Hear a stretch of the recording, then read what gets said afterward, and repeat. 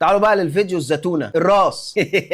وبعدين في الاخر الحته ديت الاسبديكون، ده الاسبديكون. الاسباديكون ده اللي هو القلب اللي في النص. ابونا بيبوسه، ده راس المسيح، ده راس المسيح ده ويحطه هنا تاني. بيبوسه ويرجع راسه تاني. يعني انت شلت راسه من مكانها يعني انت، ولا ايه؟ انت عملت ايه انت؟ والاسبديكون ده ياكله بس ابونا الخديم. اللي هو راس المسيح الكائن بس هو اللي بياكلها.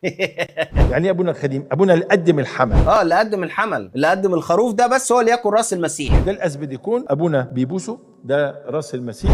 ده راس المسيح يا جماعه. بصوا اسمعوا. ابونا بيبوسه، ده راس المسيح. بالله عليكم ده ايمان؟ ده اسالكم بالله ده ايمان تقابلوا بيه ربنا؟ يقول لك بياكل راس المسيح الكاهن. في ابونا تاني بيشترك معاه اسمه ابونا الشريك. طب اللي بياكل بقى يا فندم أو ابوك الشريك ده بياكل ايه يا فندم؟ بياكل الرجل ولا الايد ولا بياكل ايه؟ يعني ما دام متقسمه راس فيبقى في ايد بقى، وايد اليمين والايد الشمال وبتاع، صح ولا انا غلطان يا فندم؟ ده راس المسيح، ده راس المسيح، ده راس المسيح. انتوا قاعدين بتعملوا افلام على المسيحيين، قسما بالله انتوا اضلتوهم وخليتوهم يروحوا يعبدوا عيش في الكنيسه، وفي الاخر يجي يقول لك هو انتوا ليه بتتهمونا ان احنا كفار؟ انا اقول لك ايماني، احنا ما بنعبدش عيش. انا اقول لك ايماني. ايمان ايه؟ ايمان ايه؟ انا نفسي افهم.